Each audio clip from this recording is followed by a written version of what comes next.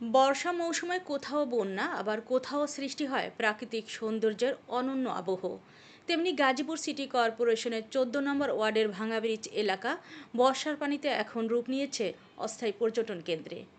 গাজীপুর বাসন থেকে বিস্তারিত জানাচ্ছেন মিলন হোসেনের প্রতিবেদনে। বর্ষার পানিতে চারপাশে প্রাকৃতিক পরিবেশ হয়ে উঠেছে মনোমুগ্ধকর। সেই সৌন্দর্য উপভোগ করতে প্রতিদিনই ভিড় করছেন বিভিন্ন বয়সের দর্শনার্থীরা। বিশেষ করে বিকেলের দিকে পরিবার পরিজন ও বন্ধু বান্ধব নিয়ে অনেকেই ঘুরতে আসছেন ভাঙা ব্রিজ এলাকায়। আমি এখন দাঁড়িয়ে আছি গাজীপুর সিটি কর্পোরেশনের 14 নম্বর ওয়ার্ডে ভাঙা ব্রিজ নামক এই জায়গাটা। মূলত তুরাগ নদীতে যখন পানি আসে তখন এই জায়গাটি সুন্দর মনোরম পরিবেশের সৃষ্টি হয়। মানুষ ঘুরতে আসে পরিবার নিয়ে। পানি পানি আসার জন্য আছেন যেতে আসার সময়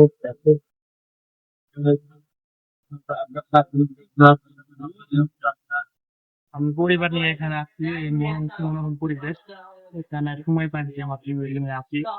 এখানে পরিবেশটা অনেক ভালো। আর বৃষ্টির দিনে পানি একটা মনে করেন দিয়া বা আপনি মানুষের দেখতে আসে এখানে খুব ভালো স্পট বা ইউটিউব তৈরি করা হয়েছে, যেটা আমাদের জন্য অনেক ভালো।